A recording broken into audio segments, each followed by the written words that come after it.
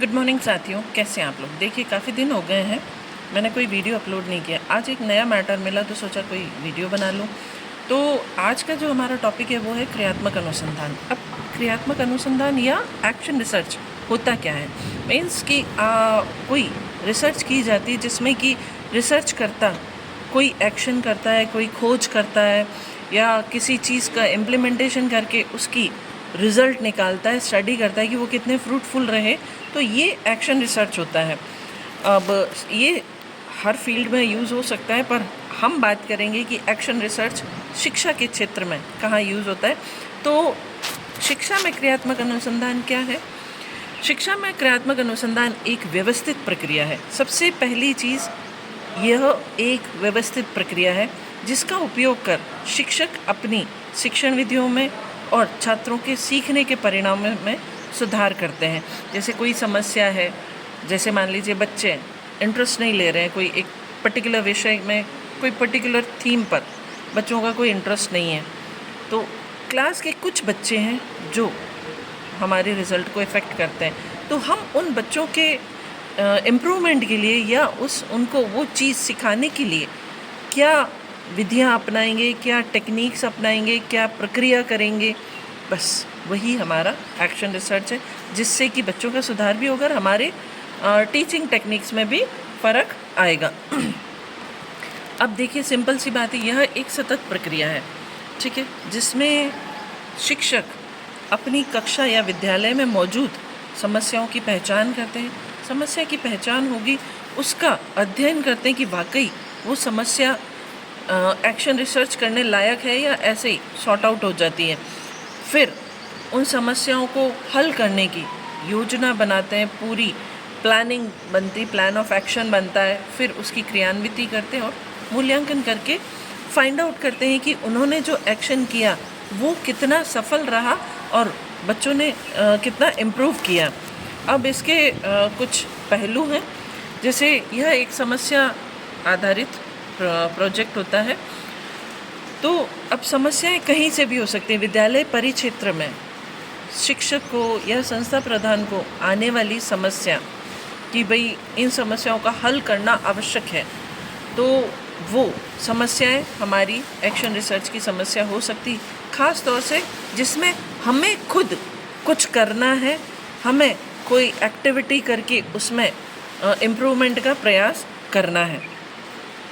इसमें यह शिक्षकों द्वारा किया जाता है और कक्ष की परिस्थितियाँ या विद्यालय की परिस्थितियाँ जो हैं उनमें सुधार होता है। यह जो है एक व्यावहारिक पक्ष है। टीचर को इसमें लगातार काम करते रहना पड़ता है और कुछ प्लान ऑफ एक्शन फॉलो करना पड़ता है। तो यह एक सतत प्रक्रिया है। सिंपल सी चीज़ है, action research is a continuous process which follows certain steps, certain plan of action is to be conducted, ठीक है। और इसमें कुछ चीज़ें ऐसी हैं जो हमें आगे देखनी पड़ेगी।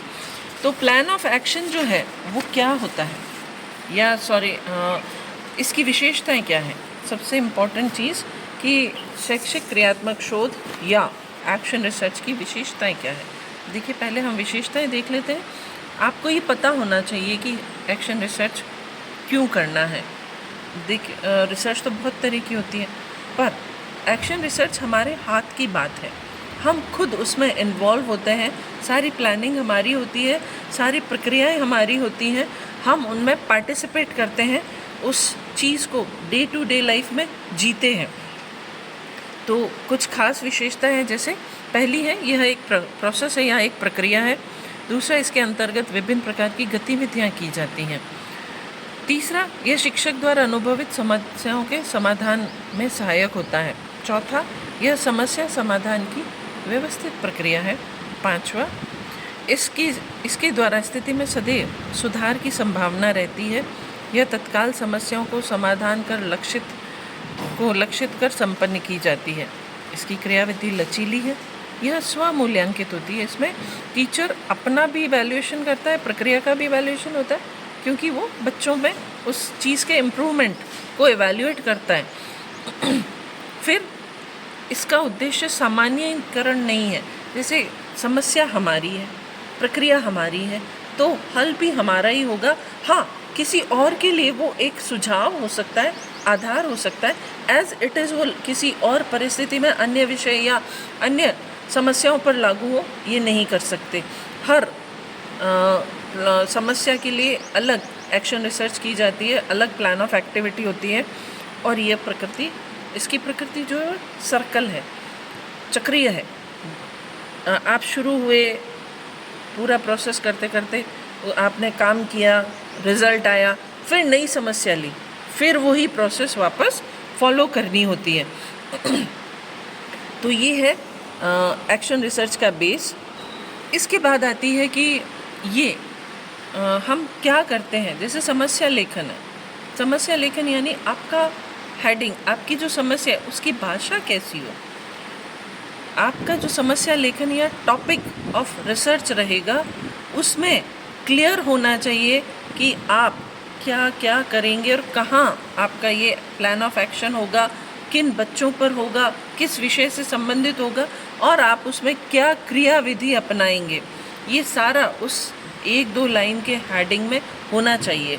आपका हेडिंग जो है या आपका जो समस्या कथन है वो बिल्कुल स्पष्ट हो, देखने से ही पता चल जाए कि इसमें किस समस्या से डील किया गया और किन बच्चों पर या किस पर आधारित है। जैसे मान लीजिए कि हम किसी एक सरकारी विद्यालय के किसी एक कक्षा के कुछ छात्र पर वर्तनी सुधार पर काम कर रहे हैं। बच्चे हैं, सही नहीं लिखते हैं, उनकी वर्तनी गलत है, तो आप सुधार के लिए क्या प्लान ऑफ एक्शन लेंगे।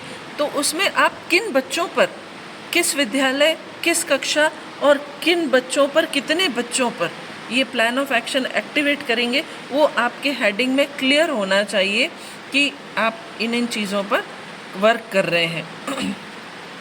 उसके बाद आपके जो परिक्षेत्र है वो आपका अपना विद्यालय हो तो बेस्ट है, क्योंकि वहाँ आप बच्चों को समझते हैं, बच्चे आपको समझते हैं, आप उन समस्याओं को दिन रात जीते हैं, तो आप उनके लिए कोई भी एक्शन करने के लिए मन से तैयार होते हैं। आपको वहाँ काम करने में मज़ा आता है और हल भी आपका होता है। तो आपका सीमांकन आपका विद्यालय परिक्षेत्र रहेगा। विद्यालय परिक्षेत्र की एक पर्टिकुलर कक्षा के पर्टिकुलर बच्चे रहेंगे। फिर आते हैं सैंपल वो बच्चे, उन बच्चों की संख्या आपका सैंपल है। जैसे मान लीजिए किसी कक्षा के 50 बच्चों में से आपने 30 बच्चे वर्तनी सुधार के लिए लिए, तो आपके वो 30 बच्चे आपका सैंपल है। तो सामान्य तौर पर एक्शन रिसर्च में 30 बच्चे होते हैं। 30 से ज़्यादा हो तो सैंपल सिलेक्शन भी अलग तरीके से होता है, वरना सैंपल सिलेक्शन के लिए हम सामान्य से टूल वो एक्टिवेट करते हैं या उनको अप्लाई करते हैं। अब बात आई टूल की। टूल क्या है? टूल यानी कि जिससे आप बच्चों का स्तर जांचते हैं, आप उनको कैटेगराइज करते हैं कि ये बच्चे समस्या वाले हैं और उन पर प्लान ऑफ एक्शन करना ज़रूरी है। उसके बाद आपने प्लान ऑफ एक्शन किया और फिर वापस आप एक नया टूल अप्लाई करते हैं उसी स्तर का। उससे ये पता चलता है कि आपने जो टूल, आपने जो बच्चे सेलेक्ट किए या आपके जो समस्यात्मक बालक हैं या आपके जो सैंपल्स हैं, उन पर आपका प्लान ऑफ एक्शन कितना एक्टिवेट रहा, उनमें कितना सुधार आया। ये आपके टूल्स के आधार पर जज होता है। टूल हमारे प्लान ऑफ एक्शन को जज करने का तरीका होते हैं। अब टूल बनाते हुए भी काफ़ी सारी चीज़ों का ध्यान रखना होता है। जैसे टूल निर्माण है। टूल निर्माण यानी कि आप कैसे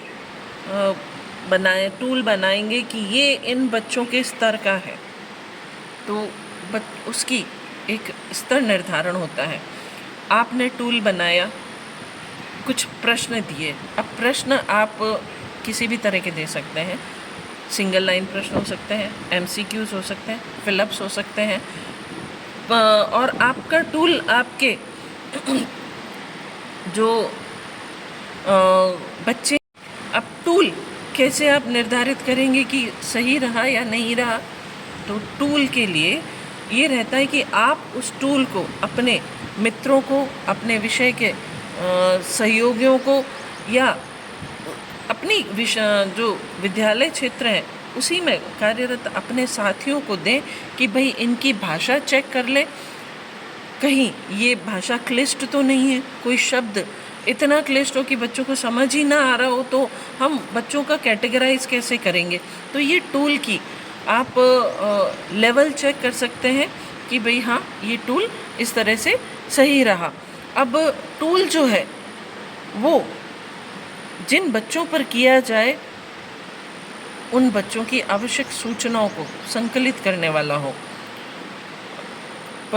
उसमें आपके जो डेटा कलेक्शन है उसमें वो यूज़फुल रहने वाला हो, ये टूल का निर्माण होता है। इसके आगे का हम कल देखते हैं।